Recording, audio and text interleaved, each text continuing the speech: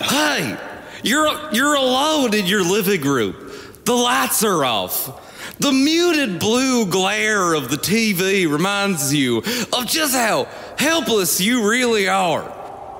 Thunder shrieks. The wind howls. The attic creaks. A knock at the door surprises you. Hey, I didn't order any pizza.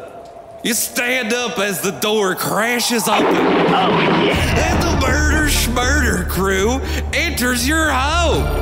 They yell jokes, pop culture references, and start mansplaining some of the most vile true crimes you've ever heard of.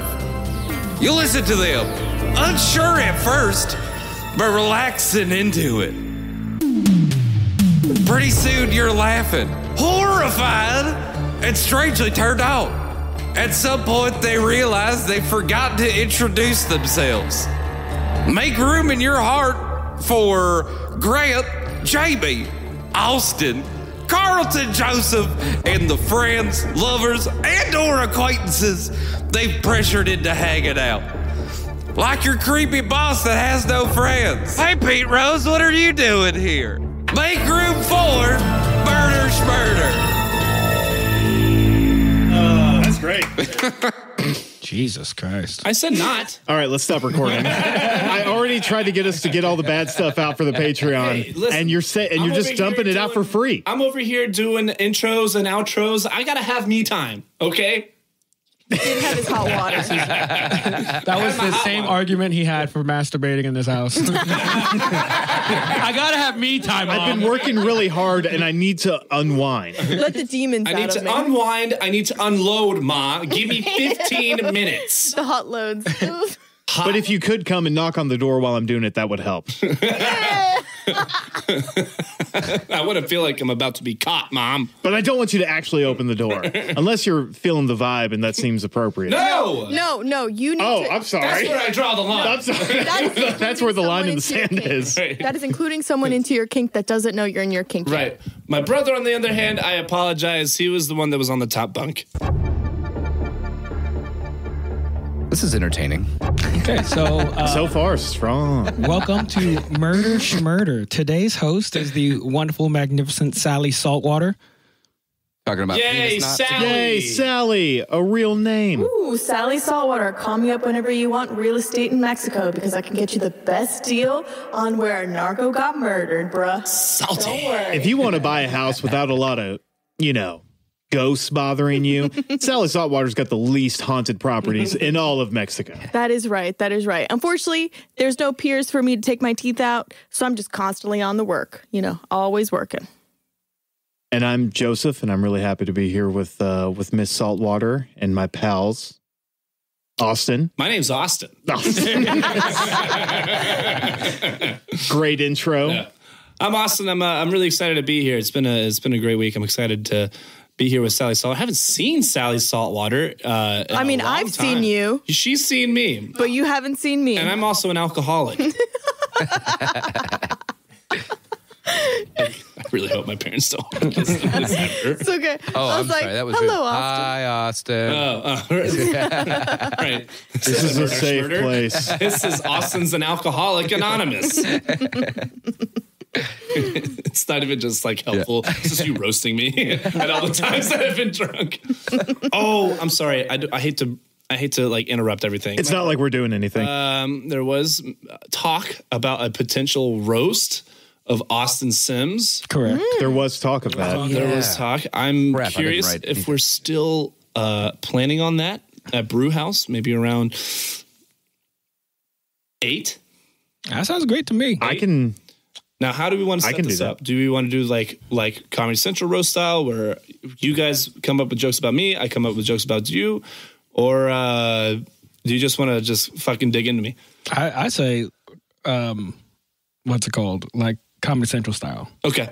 Like each person gets like a minute to just go in. So in that case, we need to figure out. You get to roast everybody back. We need to figure out how many roasters. I think it should be Jamie, Joseph, James, and Dan. Oh. Jamie, Joseph,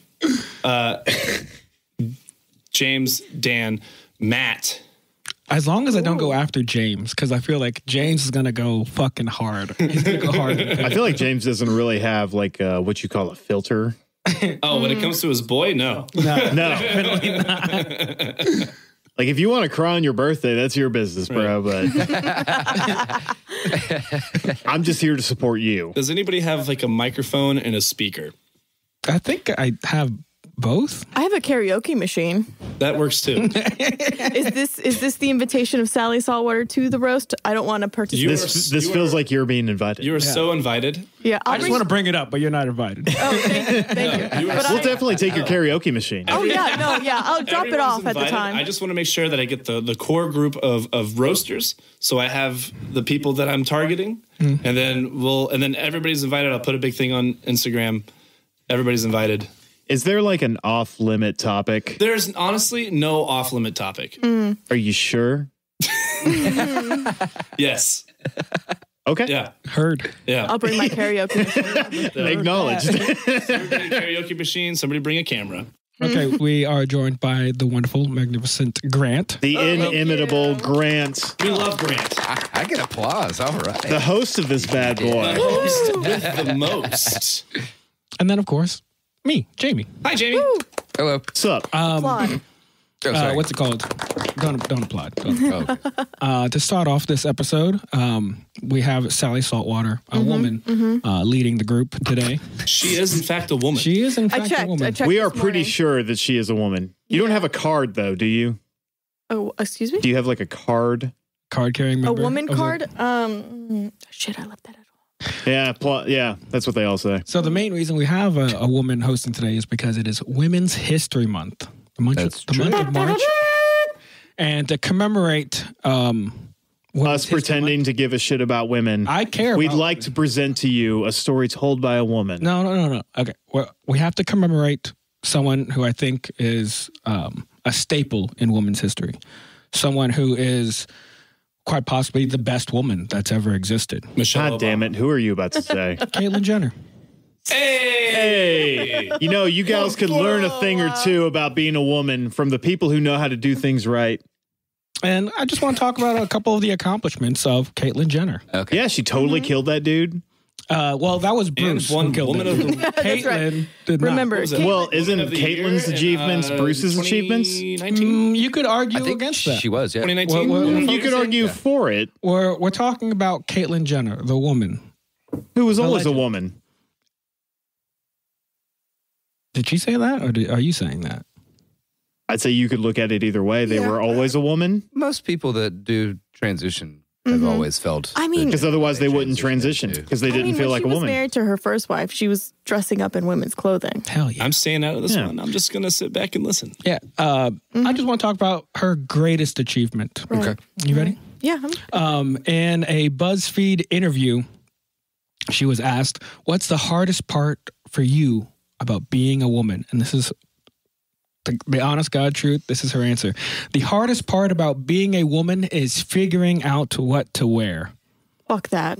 What the fuck? Ladies, hey, are you picking up what I'm putting down? Come on. Yeah, It is so difficult. You know, I mean, can you imagine being a woman and having to figure out what to wear? pants. No. Skirt. No. No. No, a skirt doesn't feel right. Dress? Shorts. No. No. A romper? No, that feels weird. Certainly not birthing a child. No. Or, No. having like a constitutional right to your own body. Yeah. Periods. Period. Periods suck. Menstruation is a bitch. Sucks for everybody, really. Yeah. No one The enjoys hardest it. part Not all about women being a have man is Not all women have menstrual cycles. Not all women can give birth. correct. True. But for the ones who do, I hear it sucks. I've heard that too, yeah. Yeah. Oh, no, yeah. But no, I It's, think- I you think know what the I'm clothing thing. That's it. Oh, yeah. Clothing totally. thing is probably easily the hardest. You know, when I wake up in the morning and I say, what type of denim am I going to wear that will make men be nice to me over the phone? I always think pencil skirt and a tight bodice. I mean, have you tried Yeah. shopping in this godforsaken town? It's a nightmare. It's true. It is hard to shop here. It's a nightmare. Listen, right? I work with Sally Saltwater at the undisclosed location. You know, it's a government facility, you know. And I can't tell you how many times she comes in with these goddamn whalebone corsets that are just trailing along the floor, dragging up pieces of gum and old hair and skin cells. And I'm just like, why do you insist on having this train with you that you just have to pull up? And she's always like, it's the burden of being a woman. Yeah, I'm surprised that Caitlyn Jenner just didn't flat out and say it, just finding competition, really. Yeah. So the second best thing that I think Caitlyn Jenner did was she said that she voted for Trump and then never voted. Is that public knowledge that she didn't vote? Because, you know, because you can look up like who voted and who didn't. You don't necessarily. Can you? Yeah, you can. Yeah, there's logs of like showing up to the polls. Really? Yeah. Interesting. Oh, like with the freedom of information request type thing? It doesn't say who you vote for. It seems like such a waste of a freedom of information. Does that mean people know who I voted for? No, they only know they just know that you did vote. She didn't vote for Kanye. Nice. She didn't vote At all. She didn't vote at all. But she said, why would you say that then? Why wouldn't you just be like, I don't care. I didn't vote. It was very public knowledge that she voted for Trump too. That's hilarious. Yeah. Like, she just didn't vote at all. She just didn't vote at all. That's the worst thing you can be in life. That also seems like a weird thing to lie about. Why? Just just say you didn't vote. If that's not the epitome of how our media works, though. Yeah, that's like lying about like shitting in public or something. You know what I mean? Yeah. Why would you lie about like that? It's so pointless. You could just easily not say that you didn't shit in public. I would say the epitome. Has anyone shit in public before? You mean like just like publicly shat? Yeah, I mean, like in a public toilet or like out in the open? No, out in the open. I mean, I think we've all publicly talking pants peed. down or? I mean, I think we've all publicly. Oh, I've definitely publicly peed. Yeah, but like a poo seems more of like a. Does a campground count? No. No. Then I don't think so. I have not publicly Pants down, pooed. hell no. Now I've had the scary fart before, where it's like, well, I have to go home now. Great, you know. I've ruined the underwear, but the pants might be salvageable. By the way, yeah, exactly. Opry Mills Mall, Maki of Japan, every time. Every time I eat the maki, every time I give a glimpse of trust into Maki of Japan, I don't even care. Do not bleep this out. I want everybody to know. This is branded content brought to you by Opry Mills. Opry Mills in Nashville. Come visit. Maki of Japan at the Opry Mills Mall in Nashville, Tennessee. You will shit your pants. Every time. Guaranteed. And he keeps coming back. Yeah, that's how good it is. Like even the teller's like, are you sure? Because I've seen you come in here like 5 times. Listen. On that point, Austin, that means that you've established a pattern here. Fool me once, shame on you. Fool me twice, shame on me. Fool me 3 times. 3 times. There's blame on both sides. Sir, I already sold you one this morning. Legally speaking, I can't sell you the same thing. Legally speaking, you are not allowed to shit your pants in the mall more than once a day. Shame on me. 3 times I'm pooping myself in the line. Getting sick. Okay, so shame on me 3 times. I say it on my podcast. The number 3 thing that Caitlyn Wait, what was the second? The second was shitting in public. No, fake lying about voting for Donald Trump. Oh, okay, got you. And number 3, in September 2021, Jenner supported the Texas Heartbeat Act, which made all post 6-week abortions illegal. Oh, that's great because at 6 weeks it just looks like a pile of fucking fungus. It's almost nothing. Okay, this is my thing.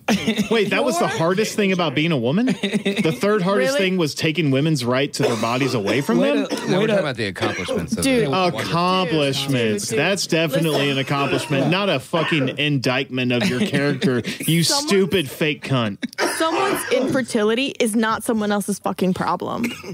Right? Like, what the...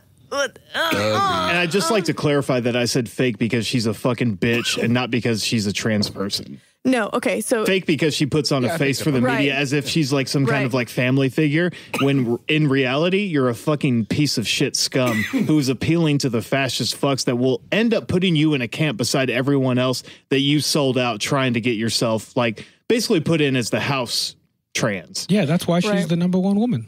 Listen, I will say, and this might be my most controversial thing, you can be gendered any way you want, but you cannot tell anyone that has a uterus how to live with their fucking uterus.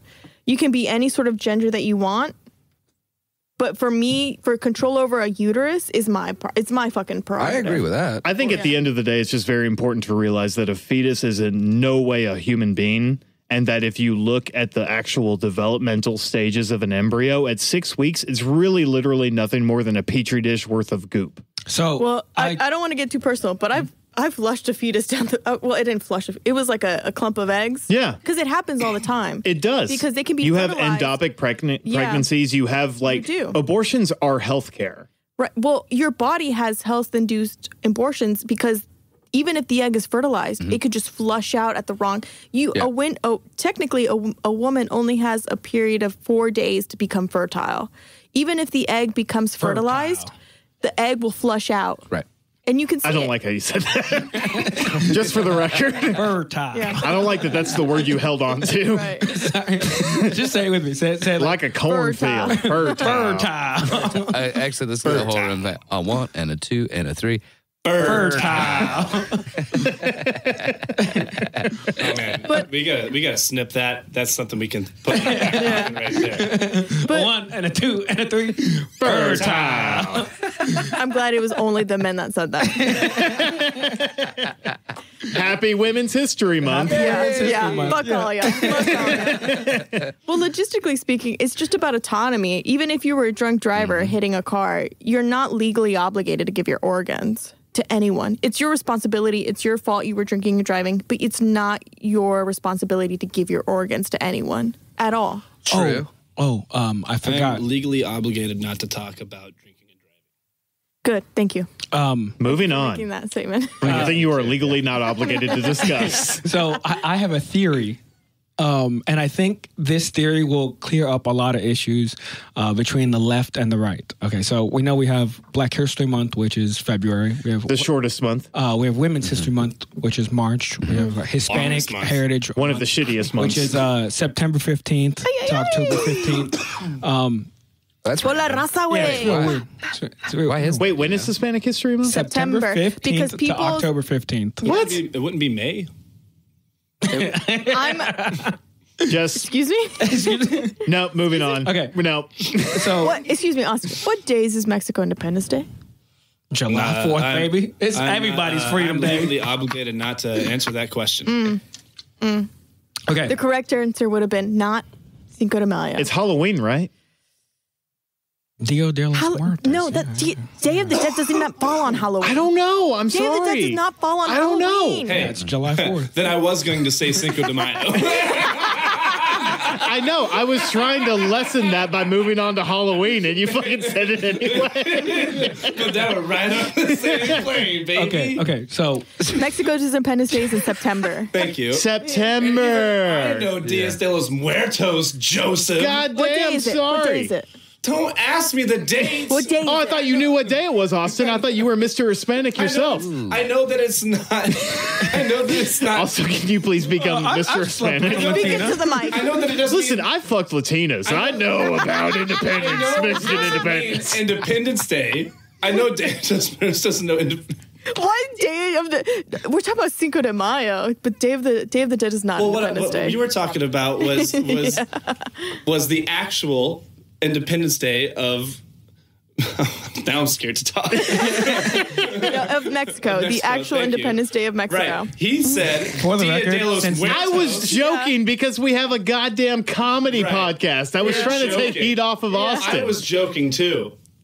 Don't lump me in with you. Don't put me in the I wish same we had a boat. video of this because, for the listeners out there, it's just Sally Saltwater, just her eyes just searing into Austin. It's like, yeah, go ahead, say it. You know you want to say it. Oh, I thought you were going to say, I wish we had video so you could just see how white me and Austin are. Okay. So here's my theory that I think will fix a lot of issues that we have right now. So Black History Month, Women's History Month, Hispanic Heritage Month. I believe there's a Asian History Month as well. There is, yeah. It's Asian Pacific Islander History Month, Jesus. Jesus Christ. Thank you for that correction. Yeah. Good for the recognition. Every other month, every other day is cisgendered white men month. Woo! Oh no, just me. Just you, baby. One Independence Day that matters. That's what I'm goddamn Straight white talking man about. Hell yeah. I'm sorry. Our ancestors didn't die in 1775 to give a fuck about what your country thinks. That's a good wrestling character. It's a good wrestling character. It is. The Patriot. But you have the word freedom on your chest, but you're Mr. dyslexic, so it's just freedom. No, it's FREEDUMB. Yeah. And then there was that whole like rebranding where you like tried to like you had like a Liberty like torchlight that you were like, I'm guiding the immigrants, and then everything took a hard right turn. I'm definitely a babyface turn heel. Oh yeah, you 100% are. Super like all American. You know what? Fuck this country. I'm with the Taliban now, baby. So what are you guys gonna do to celebrate? They did that with Sergeant Slaughter back in the day. Yeah, they totally did. If for straight white cisgendered men month, what would you do? Because I think I'm just gonna like punch a hole in the wall and call my mom a bitch. I was gonna say I'm just gonna do what I do every day. I'm just gonna drink a 6-pack of beer. I was gonna have one of those new my hand and my pants and fucking watch some NASCAR. Yeah. Drink some Busch Lights. I was going to go have one of those new hard Mountain Dews and think about how bad a relationship I have with my dad, but how I'm going to force all my values onto my children someday. That's a good. God, That's a good one, right? That strikes really close to That's home. good. Doesn't it? And then, I was probably going to lose the safety deposit on my apartment and just punch a hole in the wall, like I did with every apartment. Grant, what are you doing? I'm gonna sit at home and think of my own self-importance and how I feel bad for everybody. So you should feel bad for me. Grant, what are you going to do for straight white man month? Well, I'm not straight, so that's... Well, it's still the month. That's true. Let's see. Straight passing. Kicked out of the club, homie. Straight passing there. Straight That's a good point. Straight passing. I don't pass for anything. I don't know. I pretty much just happily, easily walk through life. You know what I was going to do, actually? Without any real problems. Cisgendered White History Month, you walk through your life and you remind people how we do things. Oh, that's a good idea. Or, really have the existential dread of the fact that, maybe I won't always have all of the power and money. See, what I was going to do is I was going to put on headphones and walk at night. Yeah, you can do that's that. terrifying. Just to say that I can. Oh my gosh, what a privilege, You know what? dude. I know. All Not three only of us, could you walk at We night, can all do that. You could walk Saturday at night night strut in hoodies at night. with our hands in our pockets, Yeah. with Real? headphones on. Yeah. And your knowing hood up? we won't get shot. Yeah. Oh, yeah. Hood up for sure. Yeah. Oh, wow. Oh, wow. Although that last time I that would happened, say- I did actually get stopped by the cops. Oh, yeah. So Yeah, but that was yeah. because So you know what? I'm going to say, what are you two doing for cis straight white man month? am You fucking not- cronies. I am legally obligated not to talk about what I do with the cops. What? Sally Saltwater, I'm what being are you doing stupid over for cisgendered straight white men month? I'm going to look Stay back in your on, fucking place. You could shut the Oh, You could shut hey, the fuck okay. up. That's what you Not can looking do. so bad now, am I? You know what I'm going to do? Nope, I'm going to take every white man in my genealogy and I'm going to go, yep. And I'm going to tell myself how much of a white passing person I am. Yeah. Okay. And then I'm going to get a loan from the bank. Hell yeah. That's a great way to Definitely celebrate. pass off as like Greek or something. Get a loan from the Turkish. I get Turkish. Actually, You're almost one of the weirder whites. Yeah. I would prefer Turkish because I'm the Indo-European white, Ooh, Indo-European. Indo-European. Ooh. I do like that answer, You wanna talk though. about some Get a weird bank whites? loan. That's a great way to Talk celebrate. about some weird whites. Yeah. The weirdest white. that it's not American. Italians. I'm going to say, I don't know, because like for real Italians are pretty weird. Are they white? Because I got money on the French. Italian. That's the thing. Italians think they're not white, but they're the whitest fucking things I've ever seen in my. Italian Americans, yes, I do. Yeah, Jersey no, Italians. Italians overall. Because I mean, Yeah. have you seen how bad they But see, colonized the South Americans? But the New York Well, is that's it's true. like Irish and Italian That's mixed different. together. That's once they hit the America shores, everyone's fucking black. Because I've definitely seen some brown Italians. What? Sorry, Joey stoops, so then I had to stoop. So like, It's just a race to the bottom. Looking out for your boy. That's all I'm doing. That's what I'm talking about. That's my man. That's also what we celebrate on Sis. It's The race to the bottom. Getting away with all the bad shit. Just being there for your brothers. Just supporting each other, really. Just trying to make sure that if anyone needs a cross built or some gasoline brought or some whites bleached, possibly some robes. I got a sewing machine. I can get you some robes with some eye cuts out. I'll tell you one thing. Sally Saltwater can cut a hole in a mask like nobody else's business. That's right. I've never been prouder to have an alias before in my life. And you know what? Amen, bitch. I've never been prouder to have a almost white ally in my life. You know what? I'm gonna go ahead and say it, y'all. You're one of the good ones. That's right. I said it. Oh man. And the bar gets lower.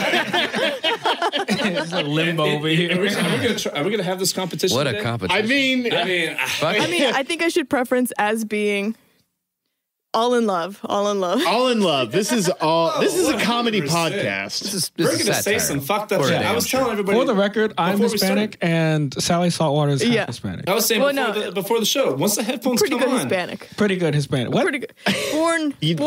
Made in Mexico. Made in Mexico, baby. We can edit the shit out of this episode, which we're gonna have to. Oh yeah. That's gonna be our motto. We're gonna put that on a t-shirt. When the headphones come on, we can edit the bad stuff. How about headphones on, limits off? Right. Ooh. Cute. Ooh. Merch, trademark, murder schmurder. I still think we should trademark Trashville. Trademark. Whatever. It doesn't matter. Whatever. We're doing trash. Don't steal it. What? What? Pooper's a pooper? I've always wanted to make a t-shirt about Mayor Cooper that said Cooper's a pooper. I thought of this like gold. He's like, dude, I found gold. It would sell like hotcakes. That's some awesome low-hanging fruit right there. I love. But that's a real local deep cut. I legitimately like that. Yes, it hangs low, but it's ripe for the pickings. Yeah, I know. It is. Fruit. It's juicy plums just waiting to be picked. The juices going down my chin. Falling down my chin. Fresh from the farmer's market. Okay. Sally, you want to start us off on whatever we're talking about today? Yeah, I feel like after that tension. Oh yeah, we have an actual theme for today. It wasn't just guys. That's just our vocal warm up. Red leather, yellow leather. All right. Joseph and Austin are not a racist. I'd like to think not. Just not. Can I just get a shirt of like a pier and then Gollum underneath it that just says Sally Saltwater? I'm going to make you a real estate sign with you like smiling. And I'm thinking like a coral pink power suit. I love that. I was thinking, you know what I mean? I was thinking like eggshell white, but I love coral. I was thinking like upper class Florida. And so like, I feel like pink coral. Actually, you know what I mean? For real, like guerrilla marketing idea for the podcast itself. We can have our own different personas and stuff Interesting. like that. Yeah. Be Okay. like Sally Saltwater. A fake like real estate bench, you know. But she is a love- real estate agent. If we can afford, I'll pitch in for a front and back. First part, like a real estate sign. Back end, just full on Gollum demon in the back. Love it. Just like a no teeth. But I no want the teeth. Gollum demon to have really nice hair. Joseph, of I want course. you to Platinum be blonde? an injury lawyer. We'll make billboards for I was you. thinking Injury lawyer. Yeah. Okay, Really yeah. shitty, like, yeah. you know, Did you get hurt on the job? Call Jason. Saltwater. That's good. That's good. And then obviously we've got the professional wrestling character. Oh, yeah, the wrestling heel. The local wrestler. I still think mine should be Lamey Juna. I'm a degenerate gambling addict. No, what was the one I sent you, the billboard in Georgia? Oh, what was it like? Hold on. I'm going to find it. You know what? Never mind. Don't worry about it. I'll find it later. Okay, let's jump right in. Yeah. Let's Sally, jump on this. start us off. So today we're going to be talking about the black market in the central part of Mexico City. So we got it, boys. So we're going to be talking about Tepito, which is technically called a barrio. So a barrio is named a borough, right? So it's a borough within a county, right? So every time you hear me say barrio, it's a neighborhood, it's a borough.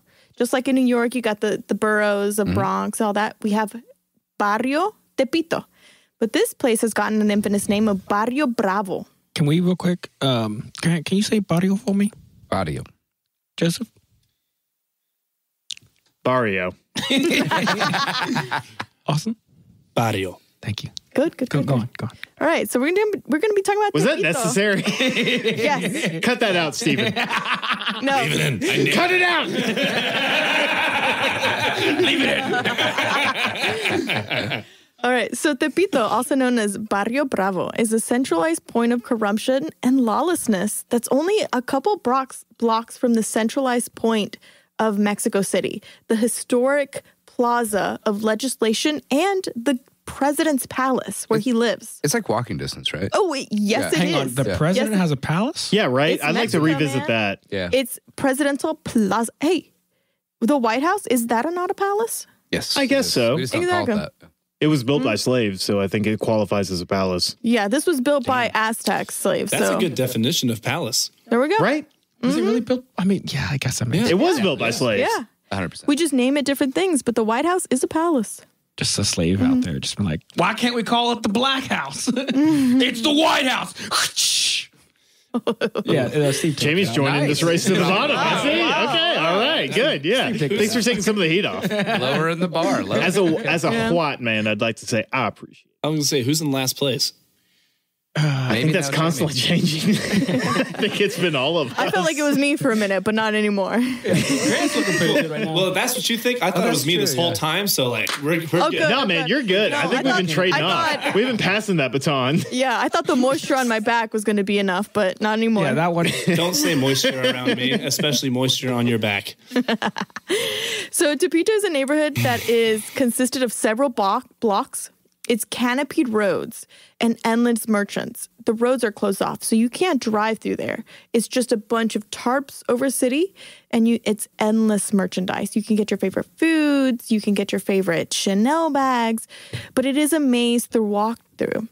But this limitation really helps the gang in Tepito to implant their spies everywhere. You never assume when you're being watched, because you're always being watched. So when you're going to go do a black market deal, it's best not to wear your gold jewelry and Air Force Ones. This network of spies is what is protecting Tepito from the drug dealers and the drug merchants. So it's an overall hierarchy that works with the drug cartel to work within the neighborhood. And the drug cartel essentially runs protection, right? Like they keep everything moving. No, so the Tepito gang does all the protection and distribution on their own. The only thing that happens is if someone is short on their payments, the leader of the Tepito gang will call the drug cartel and say, what should we do? And they'll obviously just say, kill the bitch. Right. Okay, so the cartel does business there, but the Tepito gang is like, we're the ones that facilitate everything. Yeah. Should I cut off their heads? Actually, would you mind cutting off their dicks? That would make Right. me feel better. So if Oh, you know what? Whatever you want, man. We can do that. Also, question to you: the tarping of it was this. We've got so much shady shit going on. Let's go ahead and like just cover it all up, or was it covered up? So if for you've ever been another into like a reason? And they're like, Mexican "Oh, we market, can get away with it's like a bunch of sun shit." tarp. It's more of like logistically sound because the it's heat hot. is so Right. like the Okay, heat cool. and the sun is so intense. So if you were to walk in, eyes are always going to be on you. Which it's not just gang like people walking around. Like you could go, like No, I could walk in there and be like, hey man, I want to buy this. And Yeah, they'd be I like, mean you're sure. going to be clocked either way. So like Right, like they'll see me. right. So that's what I was going to bring up. Tattooed Like American, sure. I am distinctive looking. well, I will mention that my family has been in this market okay. before. My mom brought my American, like my dad is American. She brought him there, but the only thing they said was don't wear any brands, a hat, don't wear any jewelry, and be as No hats, huh? unattractive. Well, you can wear hats, but just like no brands on anything. Right, like don't go in like showboating. Right, because there's spies everywhere. They're going to see you, and they're going to see you as a mark. But if you go in with Hawaiian undescript t-shirts? clothes, Is that cool? sure. Well, I sure. naturally look poor, so I should be fine. Yeah, you should be fine. You should be fine. Because Tepito, not only if it's a black market, but it's also a great place to find food and day Oh, clubs I bet there's some good food. and so many things. The only thing is once you veer off the path, that's when you get into the shady shit. Let's hear about some of that. Is there a Margaritaville there? Yes, there probably is an offshoot of like a knockoff brand. Margaritaville. It's probably like Paloma. And there's like a spray painted picture of Goku on the wall. Yes.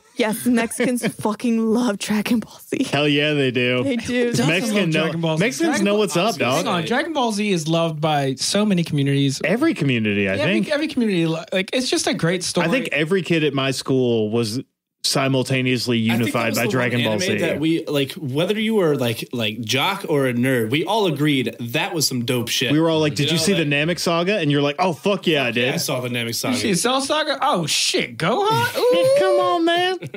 Who didn't see that? Right. By the way, I missed the timing on it, but Palomaville by Jose Bucket. Exactly. Thank you. I'm glad you picked up on it. That's amazing. Yes. I'm sorry.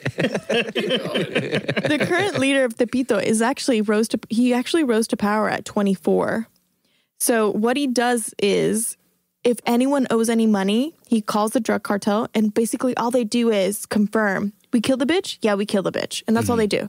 Because he's just the distributor, but he's not the manufacturer. So it's bitch like is non-gendered, just to clarify. Oh, it's a dude. It's a dude. Yeah, I feel like most of the time when they're referring to bitch, it is probably a masculine person. Yeah. Well, that's just me. I call everyone a bitch. But she does. She does. So does my wife. Very, very. Bitch is a great insult. It is. It's really good. I've gotten into the word slut. I call inanimate things dirty sluts. Like when my phone dies, I'm like, oh, what a dirty fucking slut. You dirty slut. Died on me. Who have you been used by? Do you say that while you're plugging it in? No, that's too sexual. Plugging it in and out really fast. Yeah. Who you've been used by? Who have you been used by? I was saying back here because I don't think I wanted them to hear it. Right. So Tepito, which is literally blocks away from the historic site of like Aztec pyramids, legislative Congress, where the president lives, blocks away. It has always been there. So Mexico City was established by the Spanish in 1535, but it was created by the Aztecs around 1325 AD. So before Cortez, Tepito was actually a major fishing community, but they were so poor that they were forbidden to trade in the nearby market because of their poor socioeconomic status.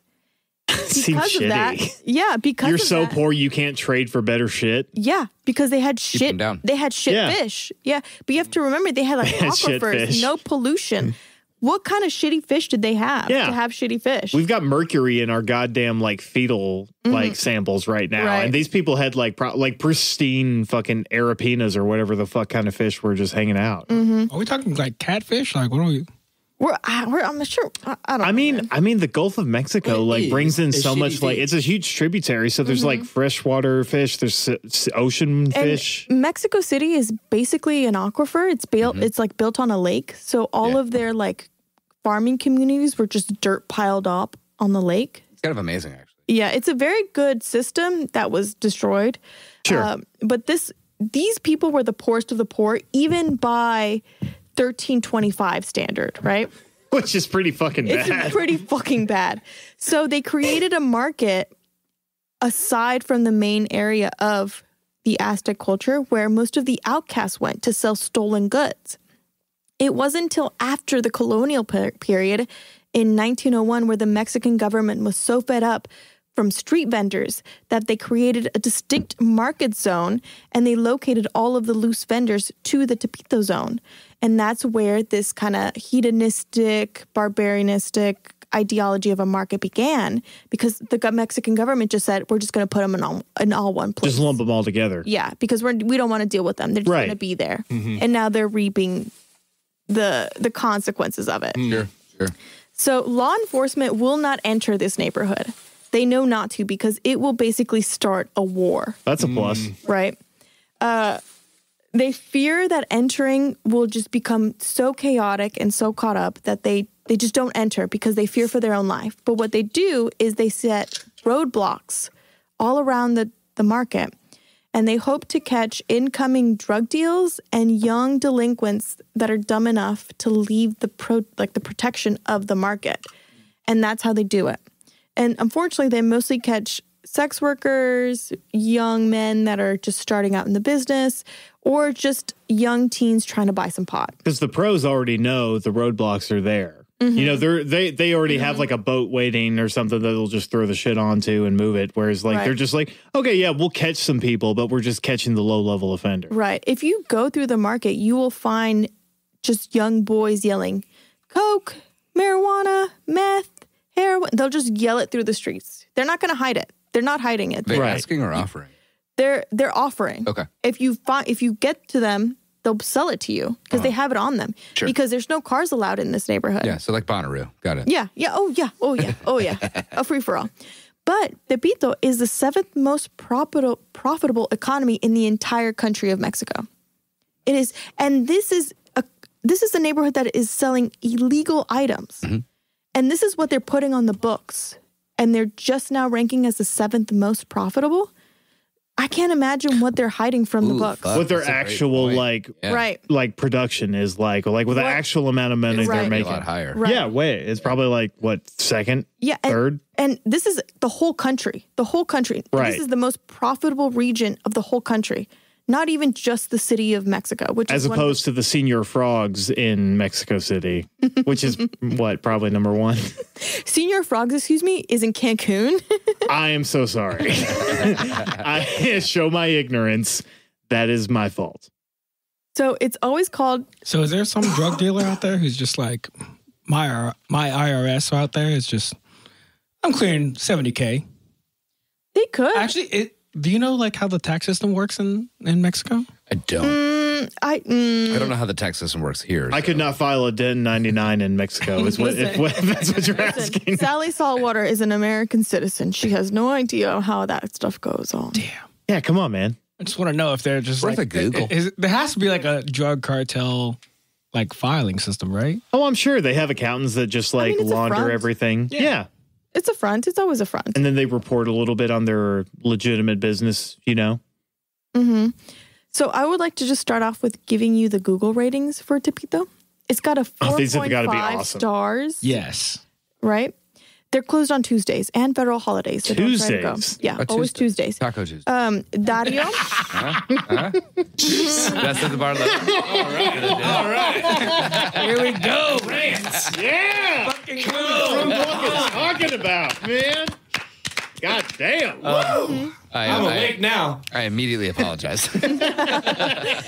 Dario gave it 5 stars. He said, come and visit. Just don't go outside the populated spots because if you enter their hood, you'll be considered a falsato, which falta respeto, disrespectful. Right? Oh, okay. You'll get knifed. That's kind of fair, though. Yeah. Gloria gave it 1 star, and she just said, meh. I've seen better meth markets.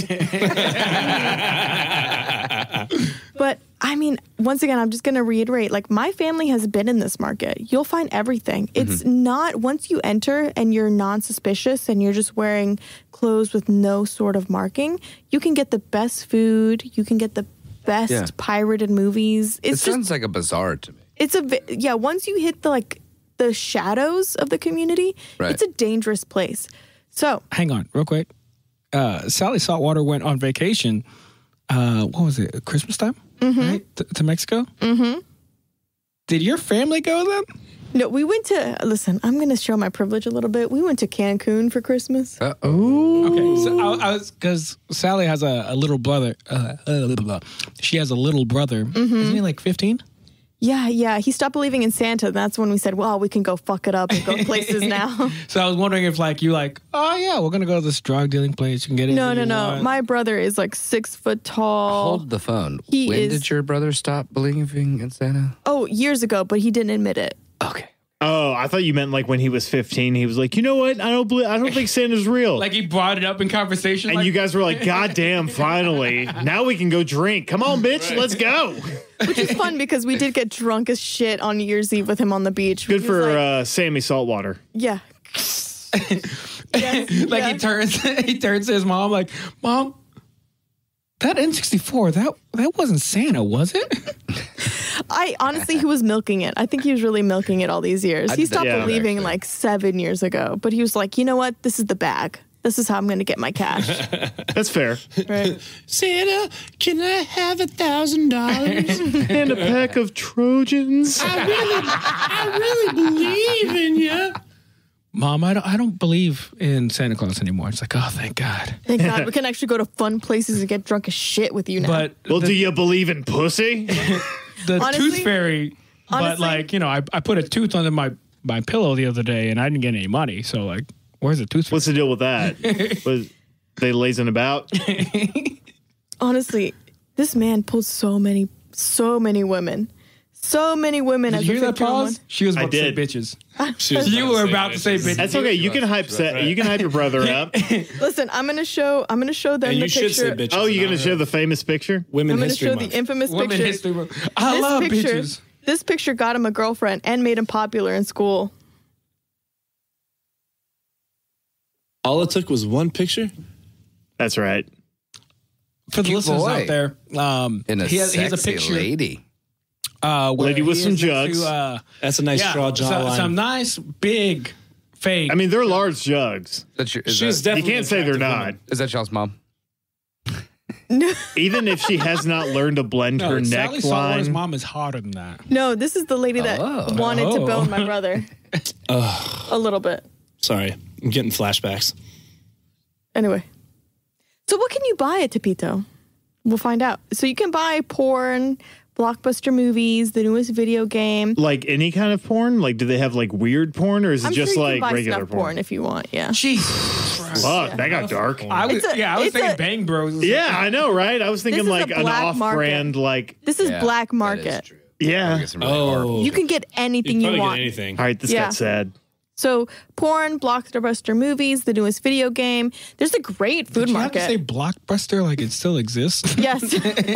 Yes, you can find You Nicolas can get Cage, the nudist best. movies. Listen, you don't want a cell phone Recording. recorded version of Creed 3? I mean, come on, man. Like, Dude, they have Pineapple Express. On VHS? There's a food market and there's day clubs because you're not supposed to be there at night. That's when it gets sketchy. But there's day clubs Okay. where they give you liquor in a bag with a Ziploc straw. baggie? Like a And Ziploc? with a straw and you Exactly, just drink it. Ziploc. Yeah. Yeah. hell Exactly. yeah. Okay. I'm into that. Yeah. Right. Any type of drug, anything you want, you'll find it. Always there. And weapons. And most of these weapons that you can buy from there are from government offices that confiscated these weapons. Nice. So sometimes you'll find a weapon that was confiscated by the Israeli government just in this neighborhood. An AK-47. Do you know how many Palestinians this rifle killed? Come on, guys. You want it or not? And Can you bag that up for me, please? And Can you back that up? Can you wipe that down just in case there's any like fingerprints on Actually, there? that's for my wife for Christmas. She's my special lady. Could you gift wrap that while you're there? and the dude who I watched in the interview, he does something special. He does same day delivery. Oh, If you live nice. in Tepito. It's a good so feature. You can get your AK-47 or your Glock anytime you want if you Uber order Eats, before 12. baby. Amazon Exactly, style. exactly. I can Uber Eats a Glock. I think it's called my front door? Ruger Eats. There you go. Yeah. There you go. That was terrible. Come on. Come on. You can also find exotic pets there. Any type of reptile, tigers, or endangered animals. You can get tigers at this market? Yes. Like tigers. Yes. This is where the coronavirus Yes. started, right here. Tigers and cougars, and not the apple martini kind. But you Oh, can get all bummer. of them. You can get all of them. Yeah.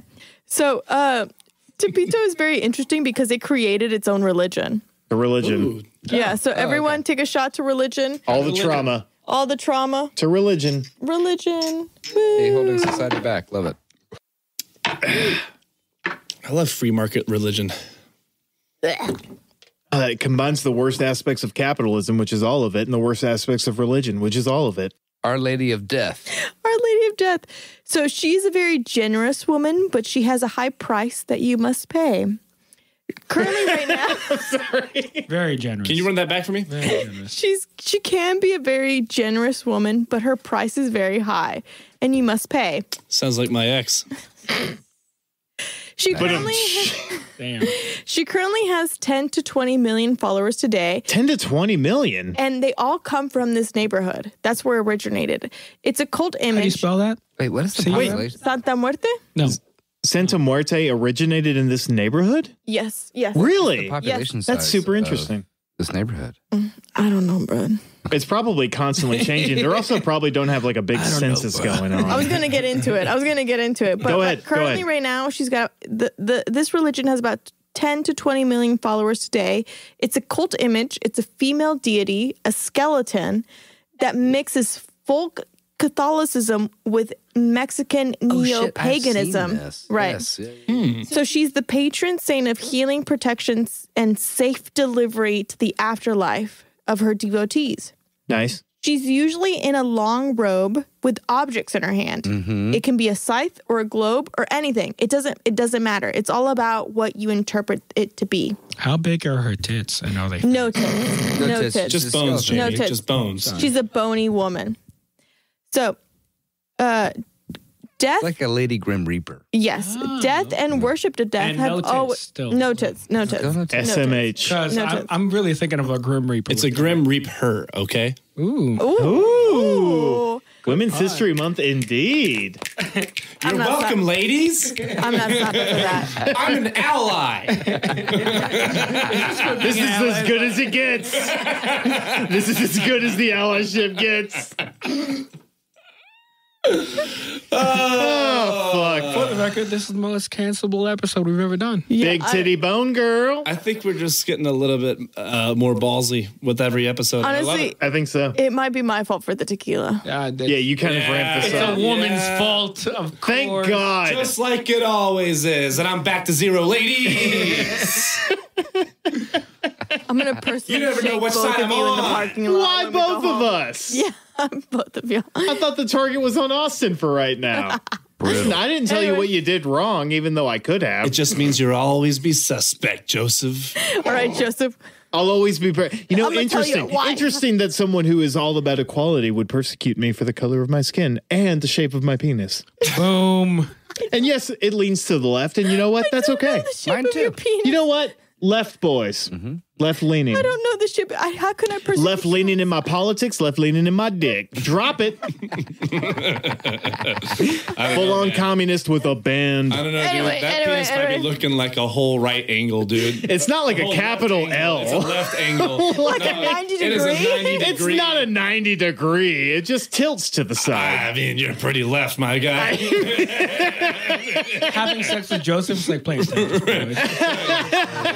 It's really like croquet. Is that why your wife said It's all in the hips, my friend. It's What all were you in the about to hips. say? No, go ahead. What were you about to say about my wife? I do want to hear this, actually. I want to hear this. that she's not a size queen?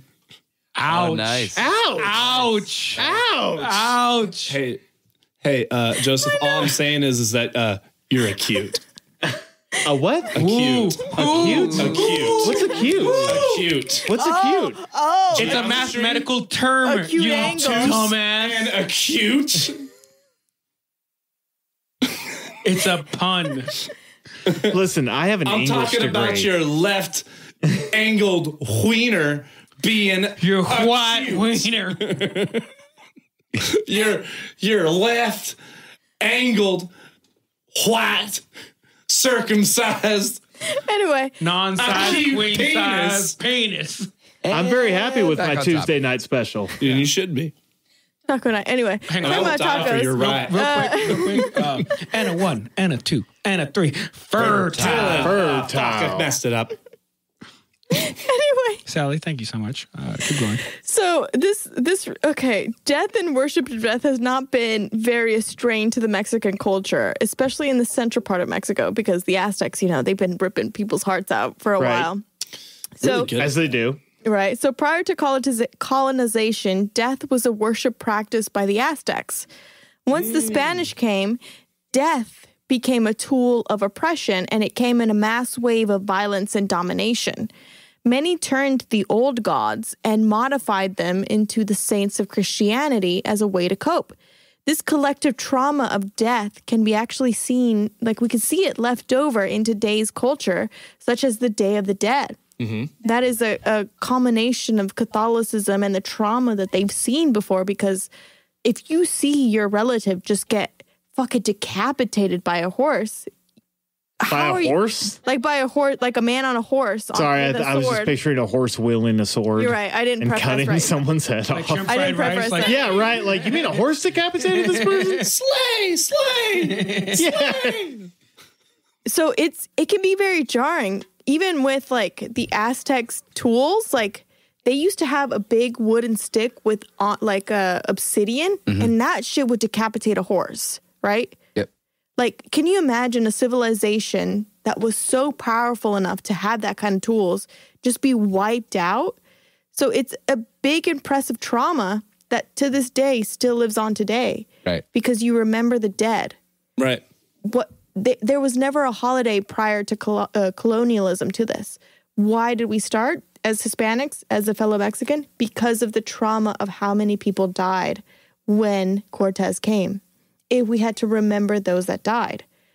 So the Day of the Dead and all the practices of the sugar skulls and the chocolate and everything is just remnants of the trauma and the grief that people are trying to kind of smooth over from colonialism. Like the fascination with death is because death was thrust upon them. Right. Death has always been a part, but it's always been an active part. Like the Aztecs would split people open. Right. But now it's a passive because it's mixed in with Catholicism, it's mixed in with Christianity, and people need a way to cope with the massive amount of death because the Aztecs were the ruling empire. They've never seen their brethren fall like that, and it's a collective trauma. So Mexico was built on many different societies. You can call them societies, empires, or tribes, but obviously they didn't share the same violence as the Aztecs did. That's a given. But when colonialism happened, many of the indigenous people's beliefs had to be molded with modern Catholicism in order for those beliefs to be accepted.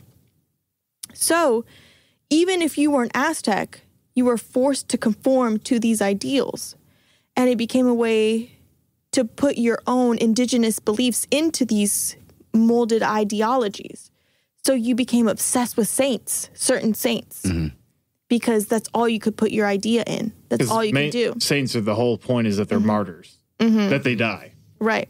And this blend of Catholicism and pre-Mesoamerican idea of gods was so fluid that it became very easy to possess people. And it created an easier hold on the population because you now can control the social norms of a person.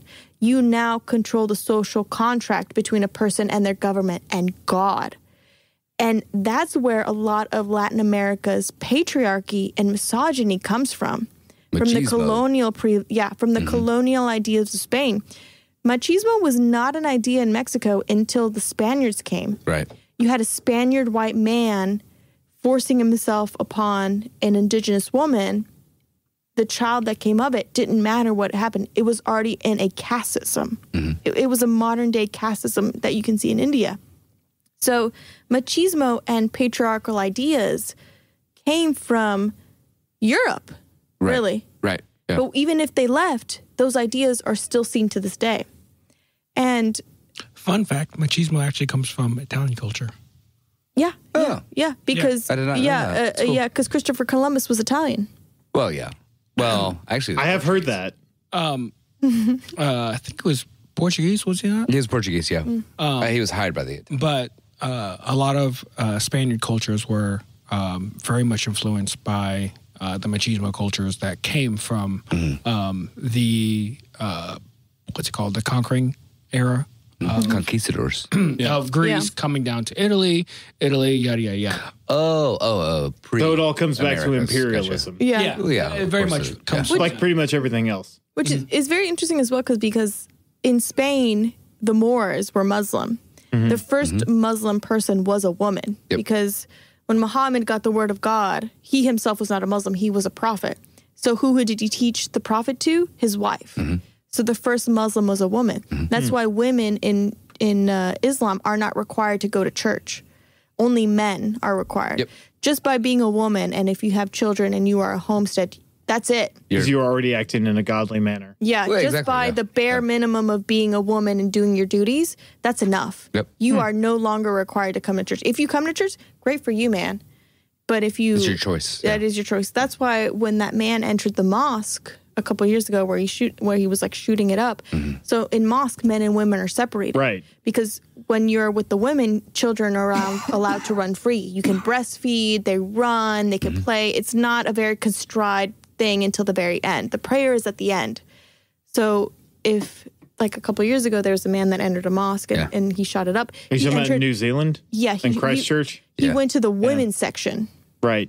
And that's where he shot up. He made a point to go there. Mm-hmm. Right. Yeah. So a lot of the ideas that we have of misogyny and patriarchy comes from the old ideas of Europe. And they stick. Nowadays, Europe is like, everyone can marry who they marry. It's all fine. But their remnants are still left behind in other regions. Well, I think all those shitheads ended up in our side of the world. Yeah. And so Europe is left with people that can think and act freely. Mm-hmm. Well, it feels like the Europe went through the Dark Ages. And they got their plagues. They got their mass, basically intentional ignorance. And then now we're going through our phase of it, where we do our best to ignore all actual logic, all history, all reason, and just do whatever the fuck a small group of people with the most amount of money want us to do. 100%. Mm-hmm. So as someone who studied very much Mesoamerica, the idea of a woman was very much equal until the colonization came. And then it became a caste system of who's the whitest, who can bring the barest, who can bring the whitest children. Even to this day, as someone who was born in Mexico, has Mexican heritage, my family is very proud when I bring a white person into the family.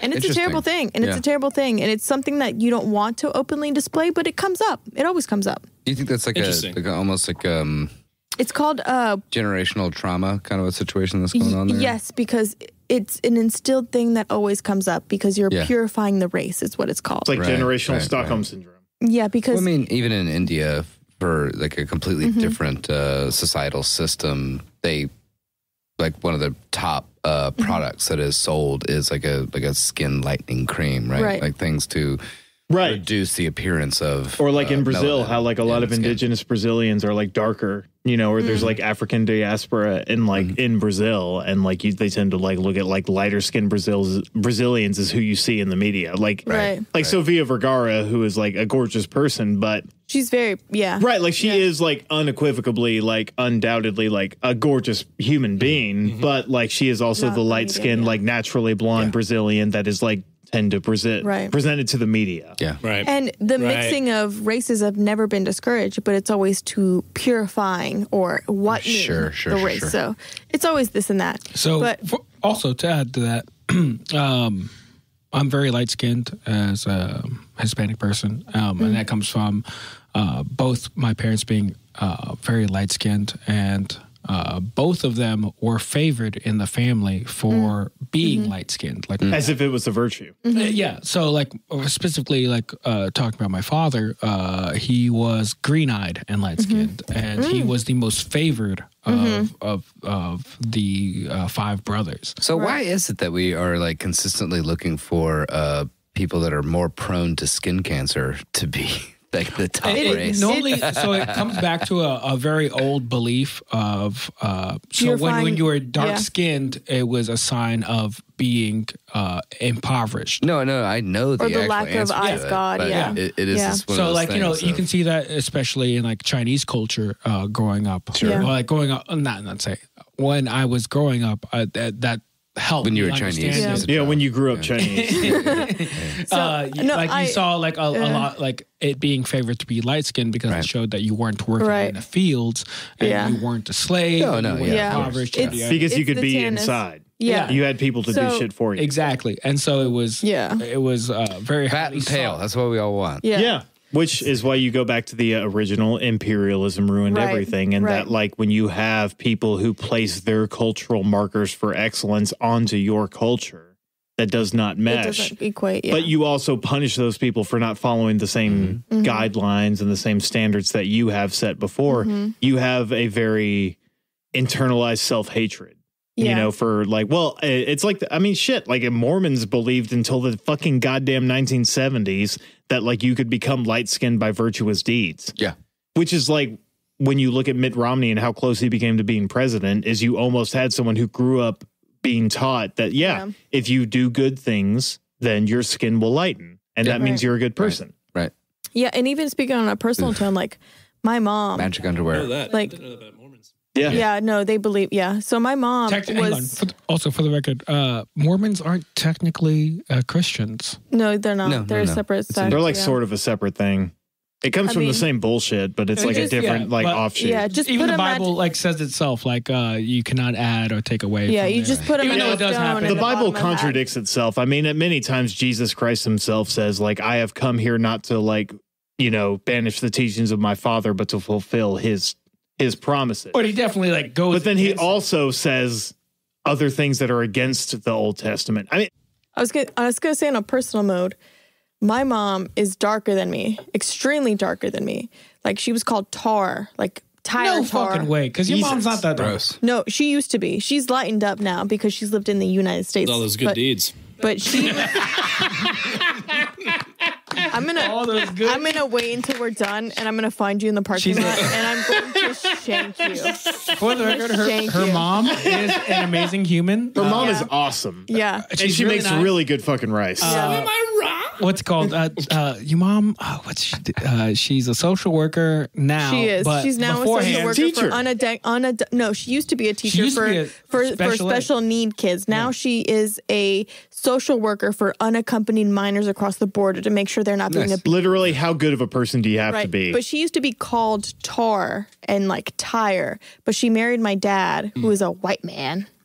And Can confirm, have met Sally Saltwater's dad. He is very white. He is very white. Is he white as salt? He is like turkey with mayo on white bread. Right, White. but I haven't met him, but I've seen pictures of him. But he has Mexican man He's really nice. tendencies. Yeah. He's got Mexican man tendencies. No fucking way. Yeah, because he lived in Mexico for a little bit, and so he takes his shirt off, and he likes Mexican music, and he's just like, "Hola, Takes raza, his güey. shirt off and he Hola, likes raza." Yes. Wait a minute. Having never been to Mexico, I also like taking my shirt off and listening to Mexican music.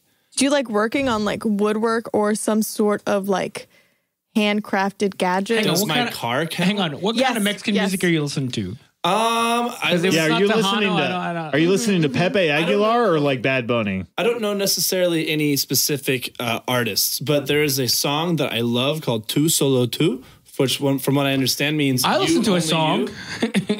Oh, come on, man. He's trying. He's giving it a good white man's try. Arturo Sandoval is one of my favorite Latin jazz musicians. He's he is a trumpet virtuoso. Yeah, Can we do Jose? Can we do a multimedia thing where we have a playlist called White Man's Playlist? I'm sorry, what's his last name? Vicente. He recently died. Why are you looking at the Latinos? To be fair, I was looking at you two as well. Like, you guys will know. We have to understand, I also like the Hispanic music that I grew up listening to, and like, yeah, it's I listen to modern music, but also like I don't listen to Mexican music, which is like very different than Central American music. Vicente Fernandez. Yeah, Oh, I like you're talking Vicente about him? Fernandez. Yeah. Oh, por la raza, güey. Por la raza. Don't do that. Don't do that to him. This was an incredible time because I was actually at the Thirsty Turtle in Antioch. Oh, which is a very Latin. It's very Latin. Yeah. Dude, Yeah. the Thirsty Turtle in Antioch is a fucking wild, like, I was wasteland. there the day that of a Vicente bar. Fernandez died, and it was honestly like one of the most beautiful experiences I think Very mournful. ever had. I was at the bar. I think I was watching football at the time, and Football American or football Mexican? American. Oh, fuck that. I know. But I mean, fuck that! How dare you? How dare you enjoy American cuisine, American culture? I didn't enjoy staple. American cuisine that night. I'll tell you that for a fact. Oh, the way that the Thirsty Turtle, their carne asada is.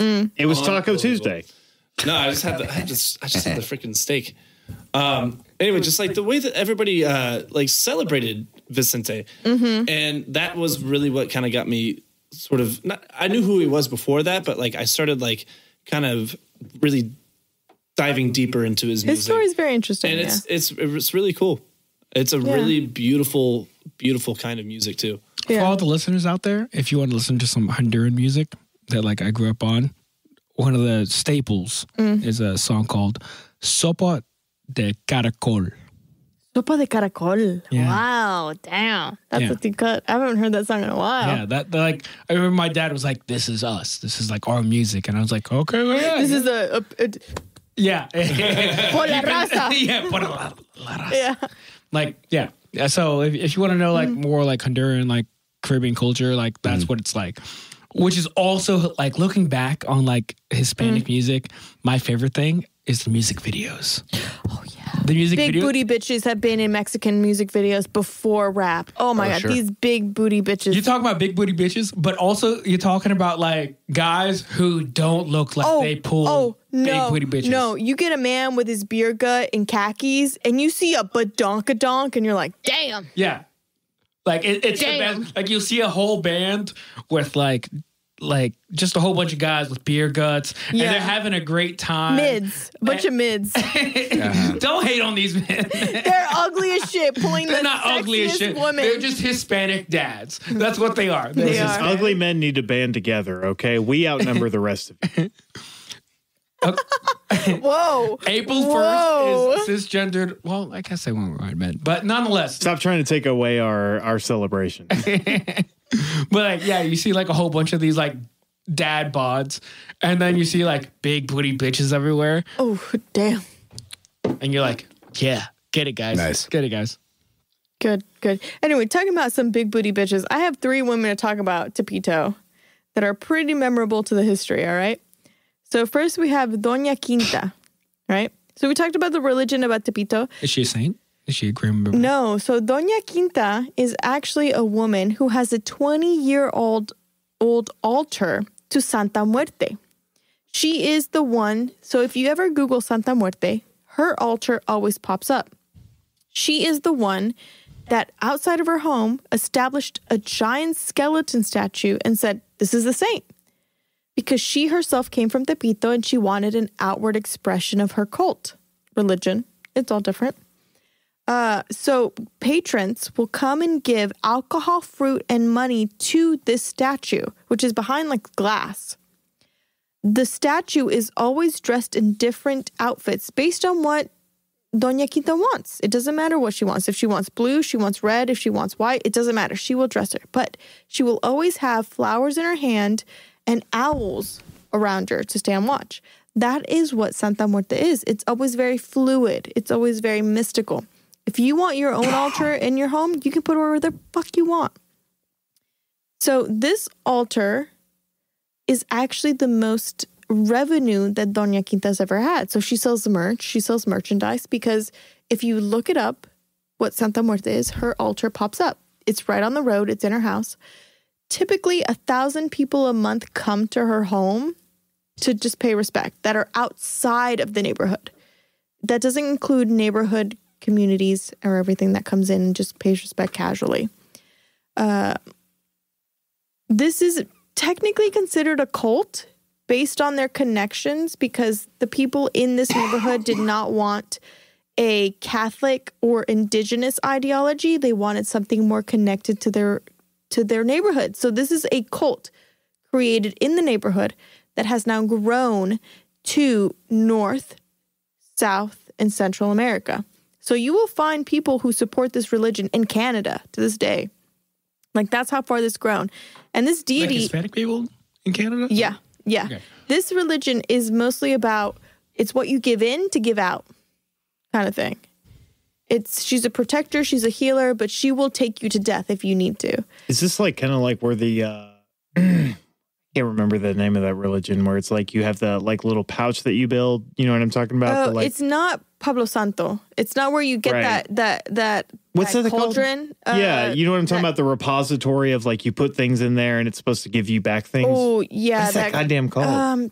It's Pablo Mayante. Pablo Mayombe or whatever. Yeah, that's intense. That is right. Intense. That's like okay. So that's like more of like a branch off. That is more Caribbean and African culture mixed together.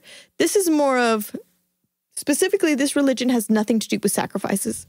It has nothing to do with that. It's just a skull deity. Right. And but you still have to give in something. You have to sacrifice to take. But it's mostly fruit, alcohol, and flowers. Offerings. Right. It's not to the extent of like death. Right. It's protection from death is what she is. Okay.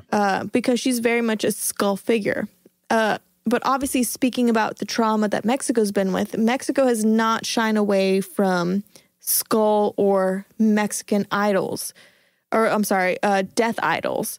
It's a very big prominent image. And Santa Muerte holds that death ideology, but also that kind of virgin ideology that's very common in Catholicism.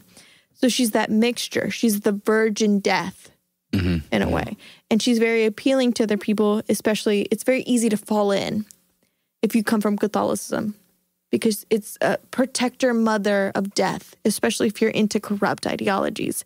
She will protect you from the next big gang deal that you're in because she is death. She knows the danger. The Virgen of Guadalupe or the Mother Mary will not protect you from that because that is very anti-Catholicism. She's that kind of niche hold that pulls a lot of criminals in. And a lot of prostitutes will tattoo her on their backs when they're servicing their customers because obviously traditionally they service them from the back. So prostitutes will get Santa Muerte tattooed on their back as a protection measure so their clients know that they're protected by the saint. Right. Like a reminder to the Johns to that they're being protected. hopefully not kill them. Yeah. Right, Yeah, exactly. And that's how we're going to get into our second woman of the night, Fabiola. So currently at the moment of her interview, she was a 70-year-old woman. 70? She was a witch currently. She has bruja? A bruja. Well, bruja, yes. So her roots come from Colombia. Yes. Her roots come from Colombia, and her parents brought up the rituals of card reading into Mexico. Her dad was a native Mexican, and so it was just an easy blend. So Fabiola moved to Puebla in the 70s after her parents died. She moved in with her sister and her brother-in-law. After multiple attempts from her brother-in-law to rape her, she ran away from home. But Puebla was the place that all of her brothers lived. So while roaming the streets trying to find food, she ran into a friend that was a pimp. And she said, well, this is what I'm going to do now. This is the only solution that I have because I don't want to be assaulted by my sister's husbands. Brutal. Sex work at the time was still considered a criminal offense, and women were arrested based on their outfits, how they acted, even how they interacted with men after a certain time in the night. So any sort of woman who was just scantily clad at night could be considered a sex worker. Prostitution's not legal in Mexico. Oh, hell no. Despite the U.S. having this kind of sex revolution in the 70s, Mexico was still dealing with the leftover colonial Catholicism. Yeah. That was left over from the Spanish period. So sex work was not only hated by the government, but by the whole society. Free love, free sex was not encouraged at all. Even to this day, there is no open sexuality at all. It is very, very Christian. So the practice of sex work for Fabiola was very hard, and she was being accosted by her brothers constantly in the 70s. So what she did was she went to Mexico. She went to Tepito. Where at Tepito, she gained access to a brothel by Doña Ophelia, where she learned tricks on how to be a safe sex worker. Because at the time in the 70s in Mexico, you don't use condoms. Right. So the only thing you do is you review your client's genitalia before practice. You check for lice, and you squeeze lumps for pulse. Like if you see any lumps in your clients, you squeeze them to see if any pus comes out. Cute. Because you don't use condoms. The only thing you have is a bucket in the corner to wash yourself between clients. Yeah. A horror's bath. Yeah. Yeah. But not even tits pits, just ass. Ooh. Okay. So when she came to Tepito, Fabiola, she was under the protection of Doña Ophelia, but she was still a minor at the time.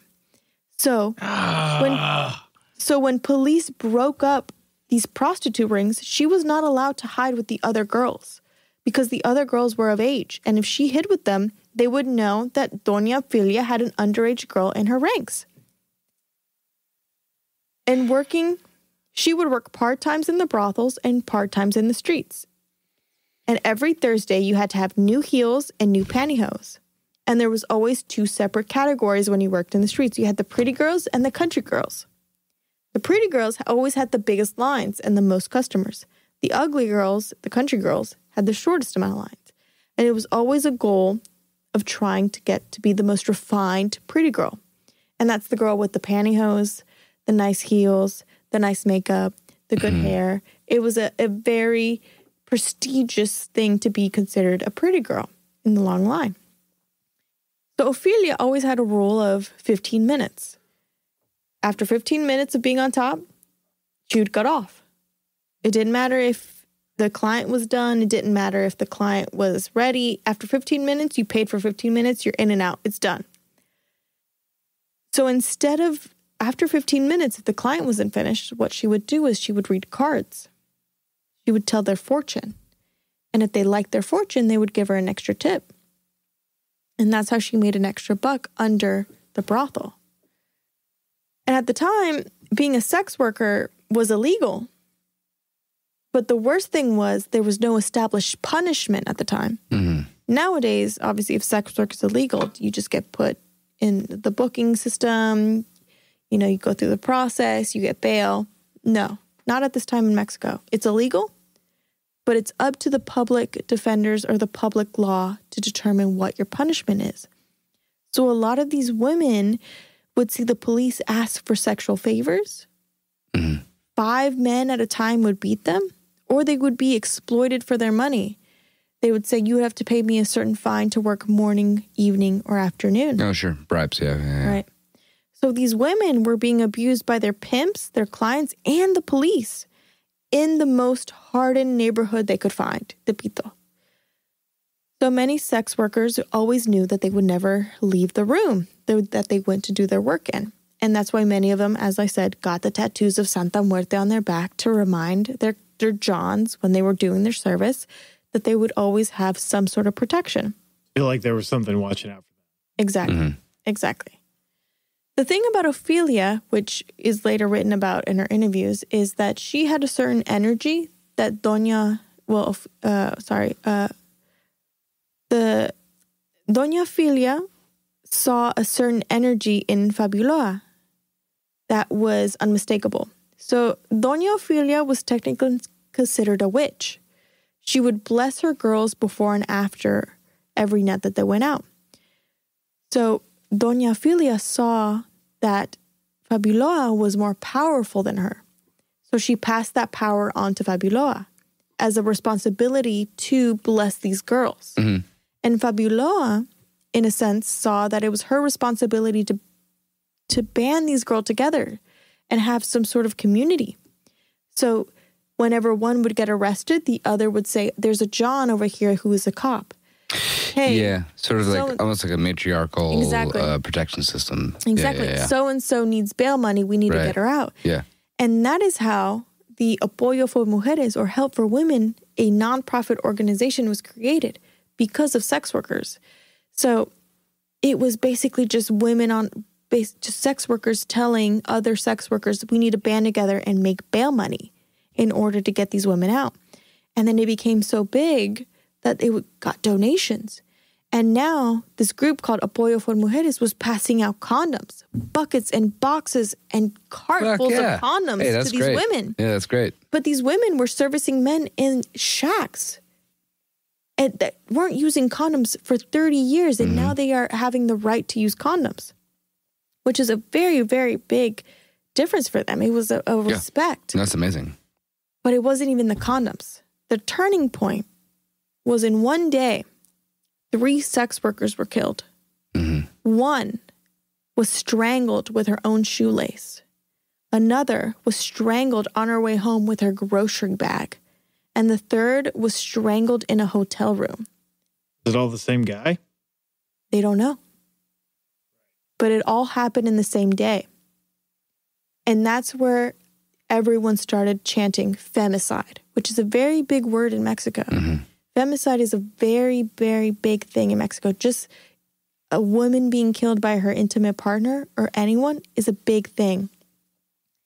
On that day, the sex workers exploded in Mexico City. Not even from Tepito, from all regions of Mexico City. They showed up to political and federal buildings and just started manifesting.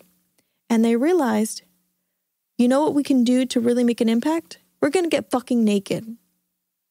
Oh, These damn. women just got naked in the streets and started marching to the president's palace. Yeah. Let's do it. They were naked in front of the president's house and said, we are not leaving until we get a representative.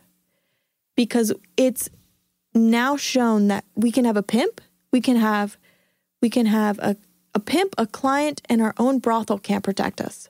Mm-hmm. Because not only are we being persecuted, there is no criminal system to book us. There's no justice system. The police are taking advantage of them. Yeah.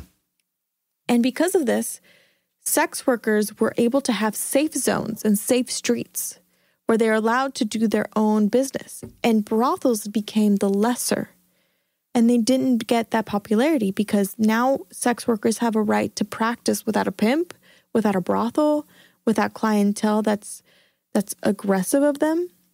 And because of those, they say it's up 15,000 women in the plaza undressing in front of the president's house. Awesome. That they have the right. There's several streets, in Mexico City where sex workers have the right to practice without persecution of cops or their pimps. And it's all because of these women in the 70s just getting naked in front of the streets. Yeah. And Fiola is still servicing people to this day. You can get 15 minutes with her if you want. Mm-hmm. But she's in her 70s, right? She is in her 70s, but she's no longer doing sex work. But what she can do is tell you your fortune with some cards. Cool. Also good. That's awesome. Mm-hmm. So, yeah. If you ever see a naked woman in front of the president's house, you'd think that like these sex workers would have just been like, here's pictures of all these politicians fucking us. Your move. Yeah, well, I mean, basically, yeah. Mm-hmm. It's fucked up. It's real fucked up. Yeah. So this is the last story I have. To end in a good note, I would like to talk about Vicky, who is a hairdresser who grew up in this neighborhood of Tepito. So like any hairdresser, she's got a lot of secrets to her that she holds for people. A lot of tea. So when COVID started, she actually cut hair on the sidewalk in order to continue her profession. Vicky is a trans woman that grew up in Tepito who has faced a lot of brutal violence against her and anyone from the LGBTQ community. Once again, Christianity is just woven worse than deep. Caitlyn Jenner? Well, Yeah. Worse than Caitlyn Jenner. Yeah. I don't think Caitlyn Jenner of all time, so yeah, I don't think it's got to be tough. Vicky's had people throw bricks in her face. Yeah, I don't think anyone's thrown a literal brick to Caitlyn Jenner's face. Not yet. Not to overstep or claim that I do know. Mm-hmm. Yeah, actually, what are her thoughts on clothing? It's probably did she find out what she was going to wear that day?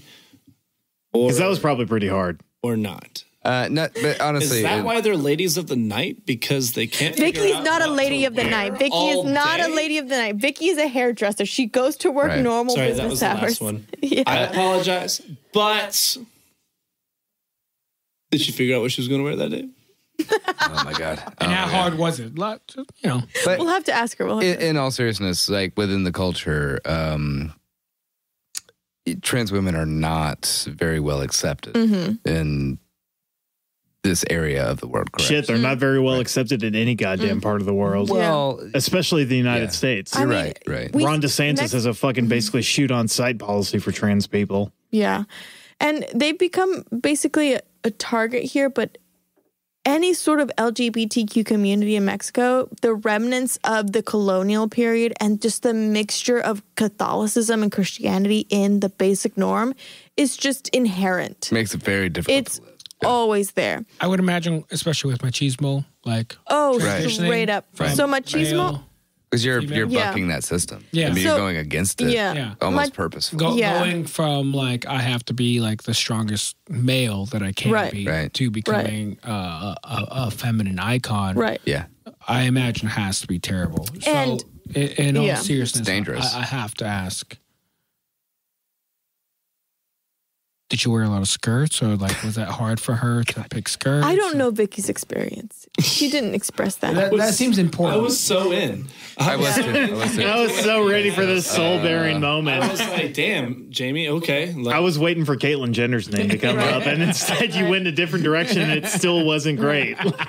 Go stand in the corner. Right. And machismo is a very unique Latin American thing because of colonial Spanish and Italian rule. Right, It right. is the overpowerment of white man on indigenous women, and then just it's this power play. It always is. Like, Yeah, can it's you pervaded. imagine? Yeah. Like, just hypothetically imagine a white man in the military marrying a woman from the Philippines.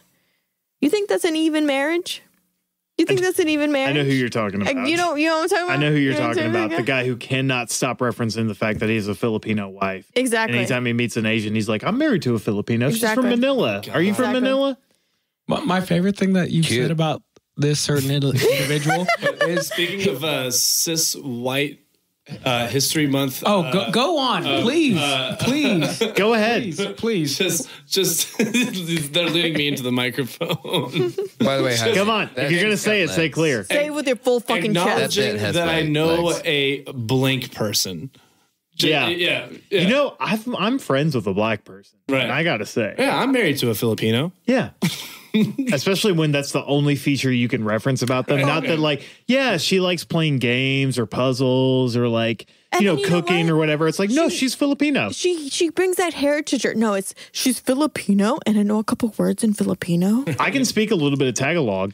So Sally brought up this person before, and my favorite part, and I think it's a great metric / milestone for people like this, is that this person didn't learn that person's language Exactly. or is Oh my not gosh. willing to learn the language Yes. or putting efforts. Yes. Because that would seem like something that would be, you know, I don't want to say like it has to be necessary, but I think that would show a sign No, of just like listen. respect and Listen. love for that person. Listen, Just like, hey, I married a Filipino person, and I'm like picking up Filipino. Like Yeah. it means a lot to me, and knowing her culture, Well, like I shit, want I to mean- preserve Yeah. that part of. At the end of the day, it boils down to being able to communicate with your partner. Exactly. Mother. Exactly. You know what I mean? Because Ooh, I'm going to yeah. say this. That's true. My panhandle Florida father, my white ass. Your dad is blue-eyed- from the Panhandle of Florida. Exactly. That's so good. Exactly. Please let me meet Exactly. Poppy Listen, Saltwater. blonde-haired, blue-eyed man went to Mexico and learned Spanish for this fucking woman. And he was not going For to come this back. Dedication. And he was not going to come back into the U.S. unless the only reason we came back to the U.S. is because his work visa expired. He was willing to be an undocumented immigrant in Mexico for this fucking woman. That's love. Poppy Saltwater. Poppy Saltwater. You got to give him points. Literally my mom, every time he sees him and he speaks English, he goes, I don't know who the fuck you are, because this man speaks very good Spanish. Does he really? He does very Nice. good Spanish. Awesome. No accent. A full authentic accent. So when these men go to Thailand and don't pick up the English, like the dialect or the accent, I'm like, that's on you, man. That's on fucking you. At least download the Rosetta Stone. At least try. There's Duolingo now. That owl Literally. is on your ass every single Literally. day. If It you really open does. up my that dad- chat, Yeah, that owl I'm gets gonna you. listen. every single day, that owl will show up to your house I'm with gonna a be- baseball bat. Oh, I'm and gonna you're be gonna crass. lose your goddamn knees. Oh, for sure. I'm going to be real crass about this. It took my dad literally less than a year to learn Spanish without an accent, marry my mom, and impregnate her. There you go. That's all you fucking Boss need. move. The man That's all works you fast. need. Boss move. Yeah. To the guys out there, that's all it fucking takes. Yeah. Learn the fucking Try. language. Show a little bit of Learn the interest in the fucking person's language. other person's culture. Yep. Also, Exactly. for the record, love your mom. Oh, but also beautiful like woman. one, she's very hot. Don't say that, because that's what that man You said, can't too. say that because I was saying Sally Saltwater. I was saying Sally Saltwater's mom was I was saying Saltwater's mom was hot before you even knew her. Yeah, but now it's amazing to say. Now it's Well, fun you to know say. what? Joseph has a love for her rice. I do. God damn, that is some good ass It is some fucking good rice. rice. But- He just appeared for a She minute. just was like, I went into the house and I was just like, oh, I just had to go to the bathroom. She was like, oh, I'm making this rice. Do you want some? And I was like, rice? So changed my life. One reason Changed why my like, life. I don't want to say I have an affinity for her, but like it's just funny to see. Same thing with my mom. Of like you see a person talking in their second language, and you can see them like they have to think a little bit harder, and like you know, it's more calculated. But then you see them in their first language, especially with my mother. My mother's like much more calculated about how she talks, but when she talks in Spanish, completely different. Oh, for sure, completely for different. sure. And your mother is very much the same. She's very smart, very witty. Yes, and like she like. She was sounding. So when we went to Denver and she was our ride, she zoned in on Jamie and she was just like, para, para, para. And Jamie was like, yes, yes, yes. Well, also both times, like, what was it? The first time we were up at like 5 a.m. and I wake up normally at noon. So I am not a coherent person. I'm just like,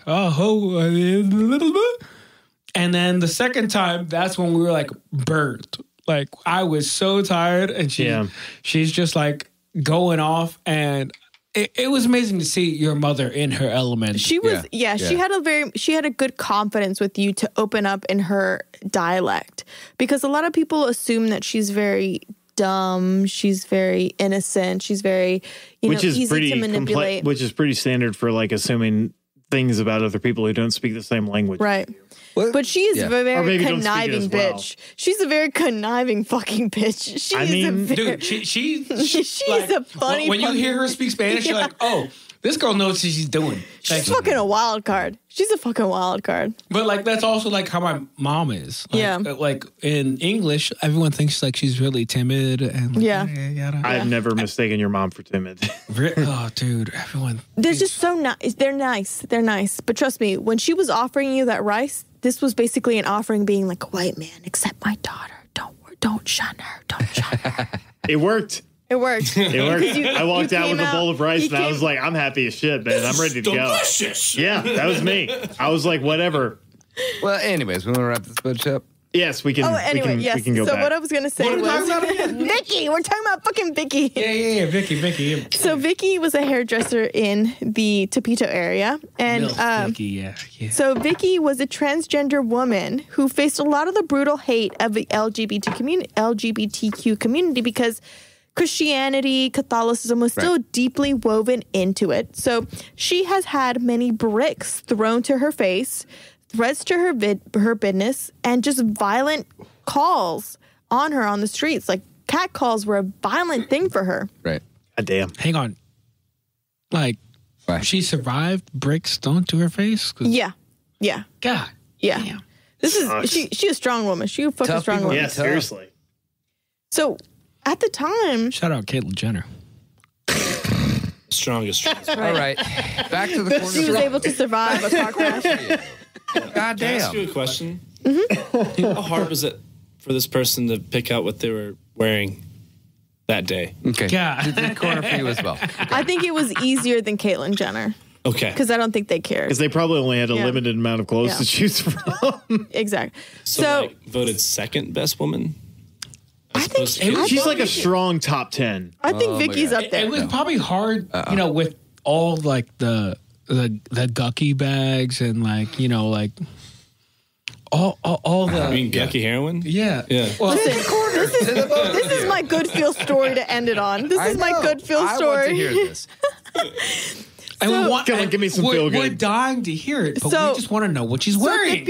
Listen, she's basically wearing a wife beater with her tatas out and some tight pants. That's all you got to know, okay? I'm in it. I'm listening. She's wearing a bra.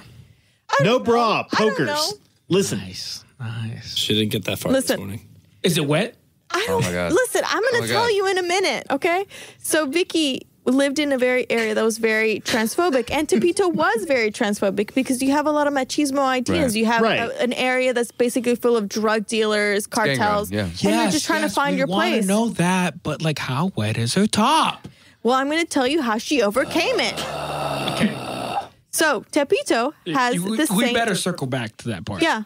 Okay. I'm going to tell you because she's going to be in sweat. So she's sweating, so it's fine. So Tepito has the patron saint of Francis. So every town or neighborhood has a saint to it, attached to it. that represents what the town is. The patron saint of Francis is the saint of impoverishment or underprivileged, and he cares for the animals and nature.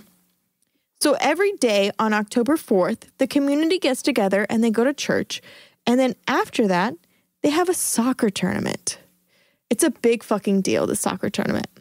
And everyone in the neighborhood is allowed to make their own team and to participate. So Vicky decided to have a team made of only transgender women. Cool. Hell yeah. Represent. I'm down for it. Crushing.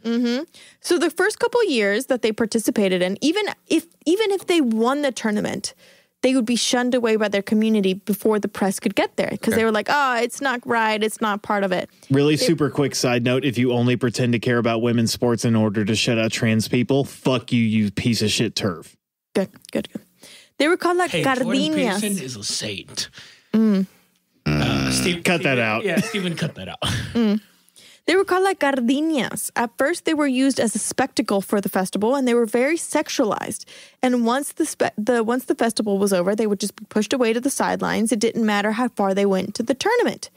But with their hard work and resilience, and obviously exposure to the community, they became harder to hide. And so not only did the community love them, but the entire city loved them because you just have a group of transgender women, soccer team fighting against other men. Right. And they're in their fishnets and garters.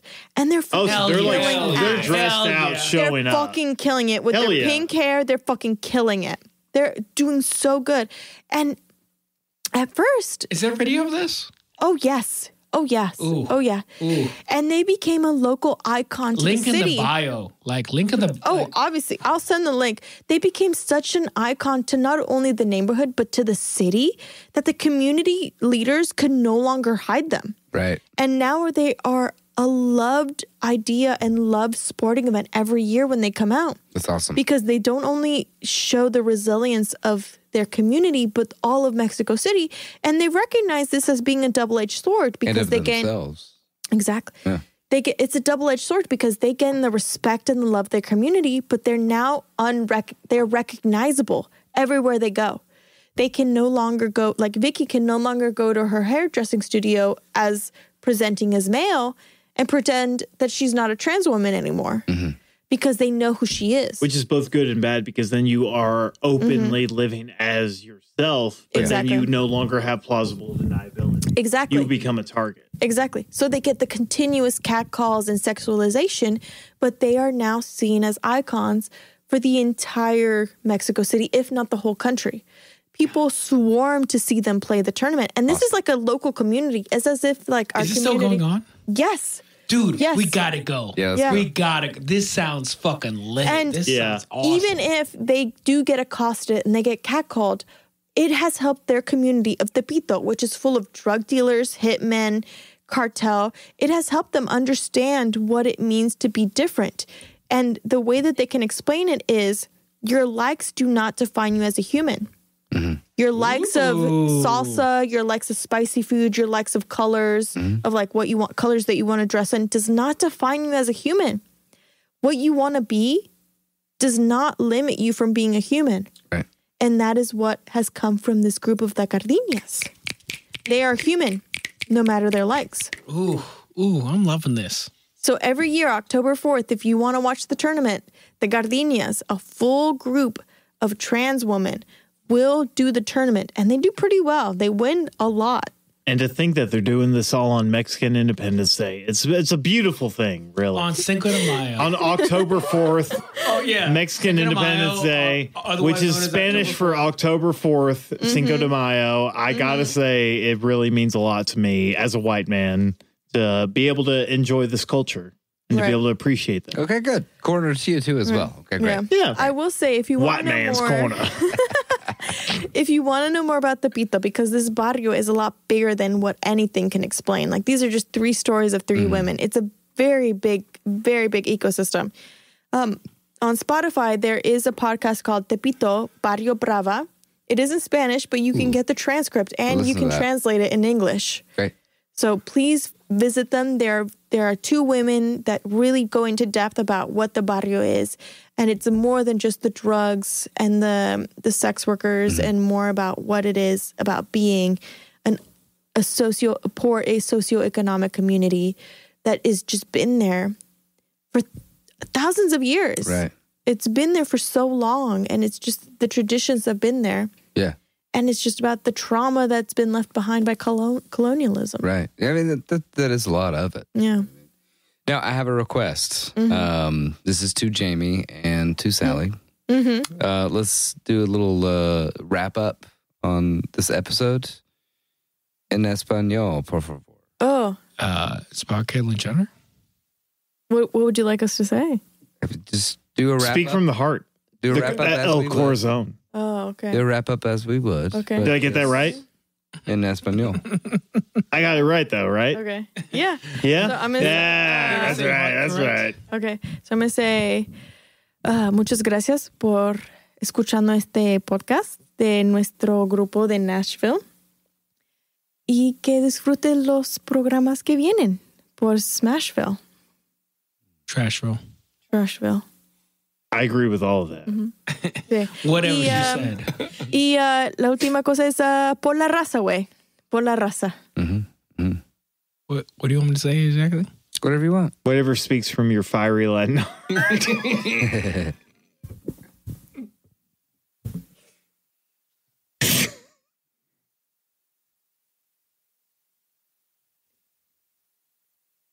I don't know. All I got to say is there are like certain like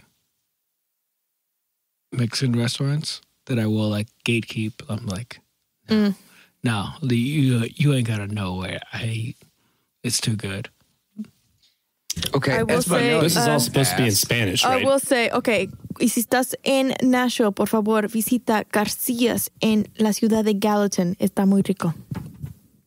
That's not even in Nashville. It's not, but they're good as shit. They're good as shit. There are some good restaurants. Shout out, Gallatin. Los tacos de marisco son muy ricos.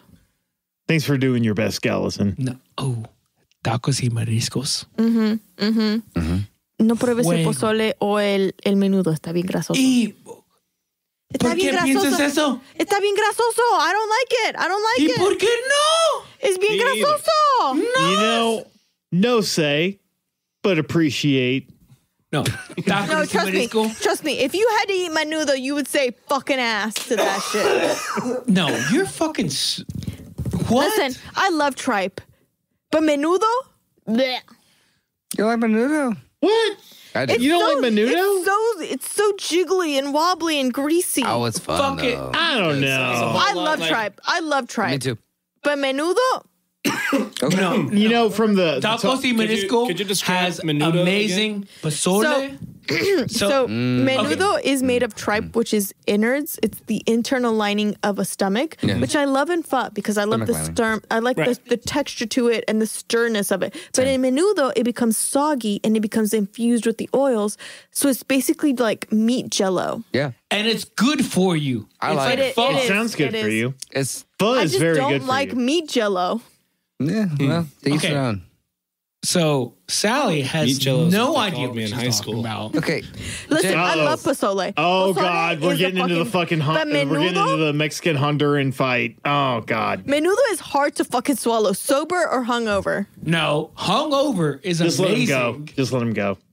No. It's so No, soggy and so wet, and then I gotta roll my tortilla up. really Excuse trying me, to I didn't want to bring eat in someone's menudo ligaments. in this Okay, conversation. you're I just- wrong for one. I had an opportunity I Two, missed. we all know menudo is better than pozole.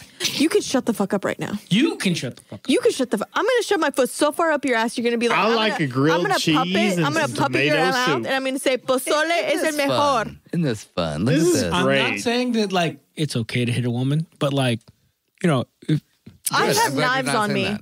I have fucking knives on me. I'm willing to hit. I think what we're trying to say is Happy International Women's History Month. You From hear that, Trashville, Jamie? You hear from that, Murder Jamie? You're Schmurder. gonna hit a woman on International Women's Month Oh, God. If for menudo, for fucking menudo. They're too because caliente. Okay, Sally knows menudo's better than pozole. Listen, I like tripe, But menudo is so fucking oily and slimy. And delicious and healthy for you. I like it. Pozole is good for you too. It's got bone broth and shit. Of course. They're both good. I legitimately Anyway, it's the court of the white man. Is there enough collagen? You're going to say it's white men get to choose? Which one has the most collagen? You're going to let the white men choose? If the white man gets to choose, I feel like it's going to have to go to us. And like, what are we, menudo versus pozole? Pozole? I guess we'll have to. You don't even know the difference. God damn. You know what? As a man who is not versed in either of your cultures, I'm just going to go ahead and say I know what's best, and I like menudo. No! Boom. The band or the dish? Boom. The band or the dish? You got to say it right now. Do you like the band or the dish? He doesn't even know the difference. Am I allowed to say both? No. Because I like menudo, the band. Wait, the band or the dish? Are we talking about No, because the band is great. You don't even know what we're talking about. What? Why do you assume I don't know what I'm talking about? Listen, all of you white men, look at me in the eye. I'm going to give you two options. I'm going to say two bands in Spanish, and I want you to tell me which one's better. Soda Estéreo or Enanitos Verdes? I don't know either. So that's a hard one because I don't know either. Enanitos Verdes. One came from a colonizing Nazi country, which is my favorite band, but I'm not going to say anything. And the other is a Mexican band. Sally Saltwater doesn't even like Aventura. How bad does it look if I pick the colonizing Nazi band? How fun of a game would it be? You know what? I grew up on RBD. RBD. I was in Mexico when RBD was a shit. How many different bands have food? Rebelde? That's what I'm saying. She doesn't even know who Romeo And do you like the food better? Yeah. Or Don't the fucking band better? slam me like that. I said it. Meatloaf. Meatloaf How is solid. dare you? How dare you? I'll do anything for love. All right, but I fine. won't do Okay. that. Okay. You know what? I'm going to make it easier for So do you, you all like right? the band or Hey, the food? white men. Oh, you all turned to me. You all I was turned to me. listening. Anyway, Mana or Enanitos Verdes? There's a clear answer who is better, but they're both good. I feel like you want me to say Enanitos Verdes because that's a longer name and it but sounds better. I'm gonna say which one has been the most popular and acclaimed, Mana or Enanitos Verdes? I have to apologize. I do not. I think Mana is like magic, right? So I'm gonna give you two names, Mana or Enanitos Verdes. Which one do you like the name let's of? go. Mana? I feel like I'm going to pick wrong either way. Which is listen, one of them is the Coldplay of music. Listen. Oh, I want that one. Ouch. Really? You're going to say that? The Coldplay music? I mean, they are. I like Chris Martin. I'm going to say it right here. They're loved by all, and no one can really say anything bad about them. You know who I'm talking about. I could say a lot of things bad about Coldplay. Yeah, but not their personal preference, all right? Listen, I feel like the way you're building it up, you want to pick the other Listen, one of band. them was married to Gwyneth Paltrow. That does not mean anything, all right? She was hit by a 5'2" Listen, man. I keep stones in my pussy, okay? I'm trying to keep everything on the level. All right, okay. So the question is, Mana or Enanitos Verdes? I'm going to have to say Enanitos Verdes. Enanitos Verdes? I'm going to say Verdes. Verdes. Now, this is an interesting position that I'm in. Do you join the crowd or do you stand strong? Or do I stand strong and menace? Oh, whoa. So I feel like the whoa was a little... So Manas is basically the Coldplay, but Enanitos Verdes is a good cult classic. Hey, come on now. That's right. Yeah. Typical white Enanitos, me. Manas Picking is a the safe classic. Coldplay. God damn it. They're both really good. And Austin, how much of an ally are you really? Come on, man. Look, hold on. For real, though. Coldplay is fine. Yeah. Coldplay is good. okay. It was only until They got married to Gwyneth Paltrow, but they got divorced. That's when I ruled the world. I was an ally when it benefited me. Look, Science is a good album. Hey, Hang on. Viva La Vida, okay? Oh, that's a terrible song. Viva La Vida Loca, really. What's the Coldplay album? What's that one song? You're talking... Oh, God damn it. You're talking about... Austin, you got the lucky drops. Sweet. Hang on. What's Coldplay's biggest song? Lucky Drops means something Yellow? different in my I'm not house. No, it's The French song? No, the one song goes like. Don't look at me when I do that. To Verdes. Something about lights. To Enanitos Verdes. To the little green To the people. light drops. Jamie, you got some. Yeah. Take that. Jamie, come on. To Verdes. To Verdes. We'll play some non-copyright music, and then I'll play Enanitos Verdes.